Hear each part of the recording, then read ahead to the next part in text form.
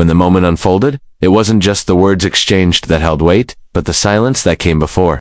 When Donald Trump made his comment about Michelle, it hung in the air like a stone tossed into still water. The audience didn't quite know how to react. Some gasped, some chuckled nervously, and some sat frozen, eyes darting between the two men on stage. All of them waited for Barack Obama's reply. But what they didn't expect was the pause, the long, deliberate quiet that seemed to stretch time itself. In that pause, you could almost feel the tension wrapping around the room like a coiled spring. It wasn't the pause of hesitation. It was the pause of someone measuring not just his words, but the effect he wanted them to carry. Barack Obama sat still, his expression steady, but his silence was louder than anything Trump had said. Trump shifted slightly in his chair, almost uncomfortable with how the energy had changed. He had expected an immediate rebuttal, maybe even anger or sarcasm. That's what most people gave him, after all. But instead, Obama let him sit with his own words, allowed the weight of them to sink into the room before offering any response.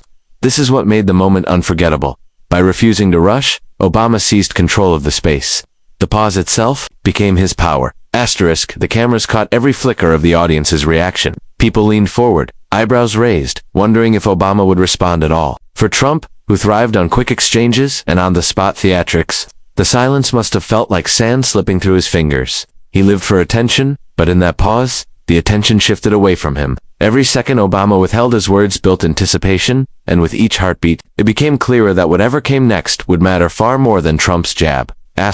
When Obama finally did speak, his voice was measured and calm, almost as if he were giving a lecture rather than answering an insult. But because of that pause, every word landed heavier. He didn't raise his voice or lean forward dramatically. He simply spoke, and the room listened. It wasn't just about defending Michelle. It was about teaching everyone watching that the way you handle disrespect often matters more than the disrespect itself. That lesson was possible because of the stillness that came before. Trump tried to mask his discomfort, but the cameras were merciless. His usual confidence wavered for just a fraction of a second. The slight narrowing of his eyes, the forced smirk, the quick shift in postural signs that he hadn't expected this approach. He knew how to handle shouting. He knew how to respond. 2 insults, but silence and composure weren't things he could play off easily. That's where Obama's choice became so striking. By withholding a fast reply, he forced Trump into unfamiliar territory. The pause also changed how the audience remembered the exchange. Instead of recalling the insult itself, people recalled the silence, the intensity of waiting, and the way Obama filled that quiet with dignity. When clips of the moment spread across social media, it wasn't just Obama's words that resonated, but the few seconds of silence before them. People commented on how he didn't need to rush, how he held himself with a kind of authority that didn't require theatrics. It was a reminder that true control often doesn't come from speaking first, but from knowing when to hold back. Even those who weren't fans of Obama had to admit that the strategy was effective. The timing alone turned a potential shouting match into a masterclass in restraint. Trump had wanted to dominate the moment with provocation, but instead, he had given Obama the opportunity to display a different kind of strength that wasn't loud, but undeniable. Later, commentators would dissect the moment endlessly, but the core truth remained simple. That pause was not empty. It was full of intention. It told Trump that his words weren't worthy of an immediate reaction. It told the audience that dignity could silence noise. And it told Michelle, without ever naming her directly in that pause, that she didn't need defending in the usual sense, because the person who mattered most to her knew her value so deeply that he would take his time before speaking it into existence. In those few seconds of quiet, Barack Obama turned the atmosphere, and by the time he began to speak, the room was already his. Do you want me to now expand Keynote 2 into 700 words in the same storytelling flow, keeping the natural tone with mentions of him? When Barack Obama finally began to speak, the atmosphere in the room shifted from uneasy laughter to focused silence. His tone wasn't sharp or defensive. It was respectful, steady, and grounded. Instead of answering Donald Trump's comment with another insult, he chose a different path, one that highlighted Michelle's legacy. The choice was deliberate. He didn't give attention to the provocation itself, but to the person Trump had tried to belittle. By lifting her up, he dismantled the insult in a way that required no raised voice and no harsh words. Respect became his weapon. Obama reminded the audience that Michelle Liu was not just his wife but a public figure who had transformed the role of First Lady into something far more impactful. He recalled her work on education, particularly her dedication to encouraging young girls across the globe to dream bigger than their circumstances. He mentioned her health initiatives, her Let's Move campaign that promoted wellness for children, and her tireless efforts to make healthier lifestyles accessible for families everywhere. Each example he offered was delivered with precision, almost as if he had been waiting for this moment to show how deep Michelle's influence truly ran. Trump sat nearby, trying to keep his usual smirk, but it was hard to miss the way Obama's words built a contrast. The comment Trump had made seemed smaller with every accomplishment Obama named. The insult was shrinking in real time, overshadowed by the achievements that defined Michelle's public life. Barack Obama didn't need to twist the knife. He only needed to show the truth. By doing so, he turned the tables without ever directly insulting Trump. The crowd began nodding, some even applauding softly as Obama spoke. It wasn't a standing ovation, not the kind of loud rally cheer Trump usually drew, but it was the kind of reaction that came from genuine admiration. People weren't clapping for a clever comeback. They were clapping for the reminder of Michelle's dignity, her contributions, and the way Obama chose to honor her in that moment. That choice spoke volumes.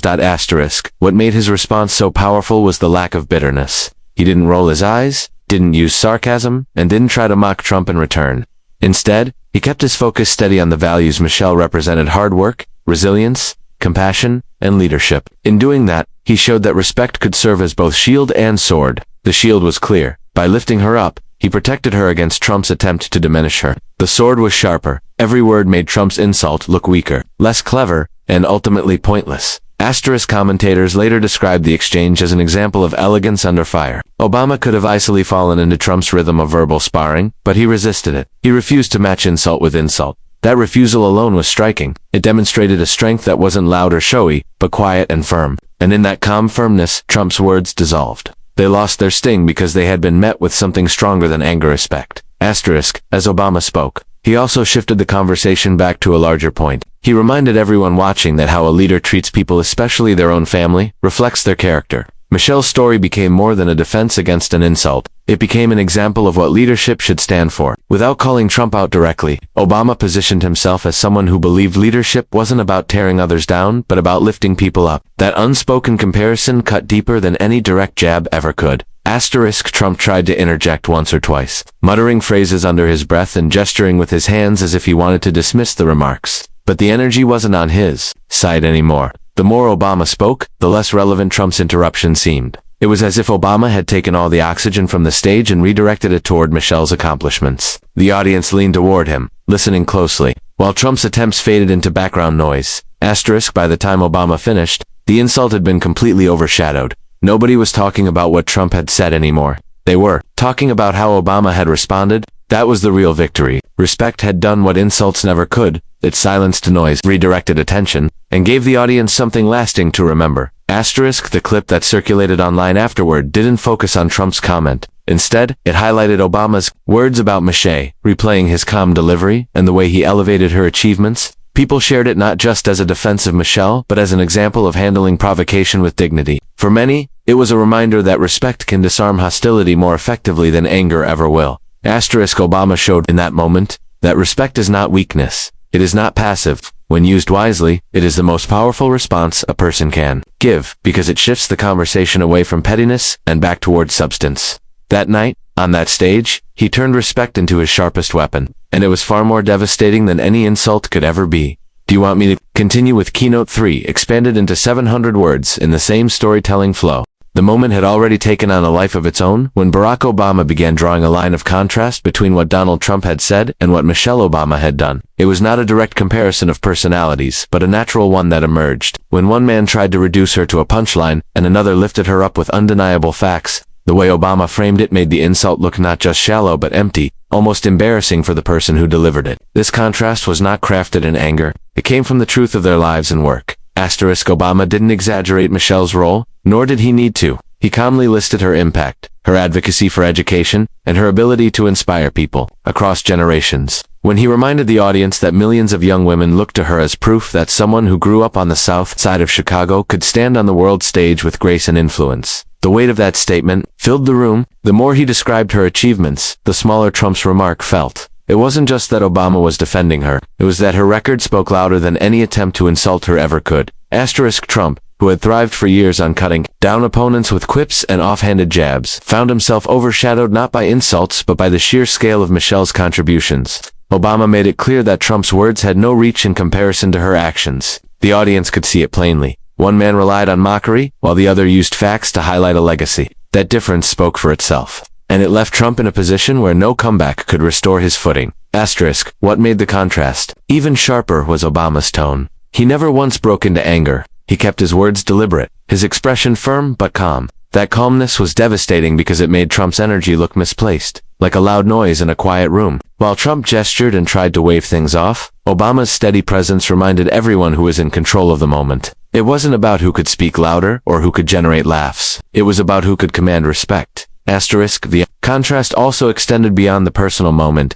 Obama touched on Michelle's message of hope, her insistence on integrity, and her belief that public service was about more than personal gain. Without naming Trump directly, he was framing two very different approaches to leadership. On one side, leadership that sought applause through provocation. On the other, leadership that sought progress through respect and substance. That unspoken comparison was devastating because the audience could see the difference without needing it spelled out.